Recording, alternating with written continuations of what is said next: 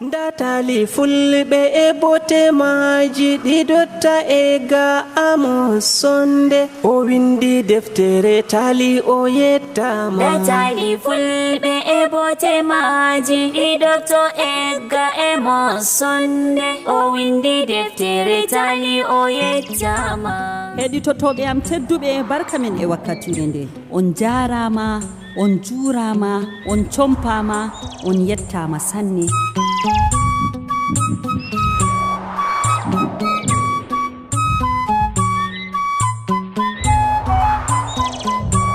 deftere Taali fulɓe e bote maaji jawmire sukkili nde faago baba meɗen mo Allah ɓangi daraja mum laamiɗo Adamawa Alhaji Dr Aliyu Mustapha CBE CFR LLD Allah yaafumo Allah hinnumo. taalol jeeɗiɗaɓol nder deftere Taali e bote maaji kangol woni taalol Jiire be Tuunol.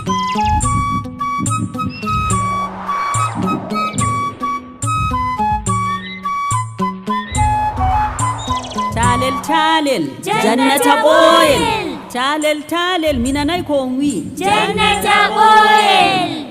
taalol Jiire be Tuunol. Jiire heɓti ngesa goɗɗo tumde hande wonna nyande go se o waddi Tuunol o tuuni ha ngesa kan o hooti se Jiire wari nasti ngesa ba wowa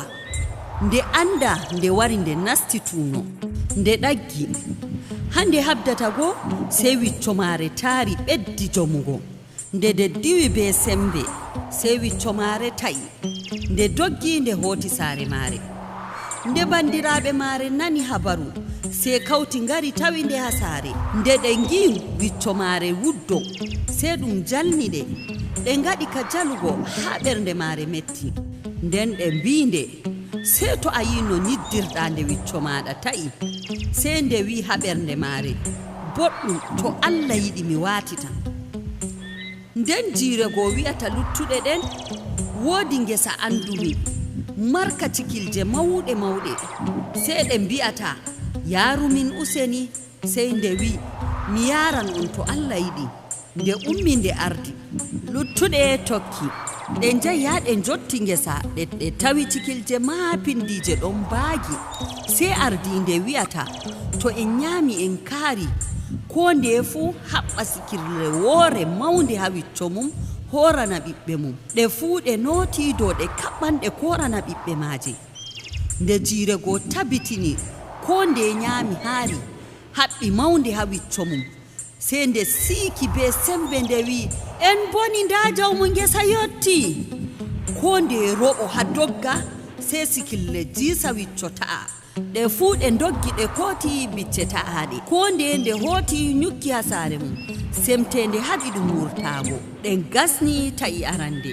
kayre bo nde hooti nde ɗo welwita nde watiti takala mules. Taali fulɓe e bote maaji ɗi dotta e ga amo sonde o windi deftere Taali o yetta bote maagol taalol ngol ɗo jangina en gikkuji kalluɗi ɗi yimɓe caawi njadata ngam ko woni ha dow ɗemɗe feerotiri be ko woni ha nder ɓerɗe maɓɓe. aranni ngol ɗo andina en dow andugo giɗo be gaño fuu cuuɗiɗum wala nde a heɓtata giɗo ko gaño ma bana yaake sharru heɓi ma ko bo yaake a heɓi hayru. ngol ɗo andina en bo to sharru heɓi goɗɗo woɓɓe kam ɗon jaha na ngam ɓe jurmina ɓe cinkano ma seni ngam ɓe jaha ɓe tabbitina ɓerɗe maɓɓe ngam ɓe ceceta ngam man coofu tan yarata ɓe. nden bo ngol ɗo andina en dow ko a hirsange nyukkinge laɓi wangingo goɗɗo hallende turtinan kallanaɗo foɗanan kalluɗo bo kororo. en paman bo ha taalol ngol dow jamanu hande warti wala muñal to goɗɗo waɗama aybe ni oɗo ɗaɓɓita no o watirta tan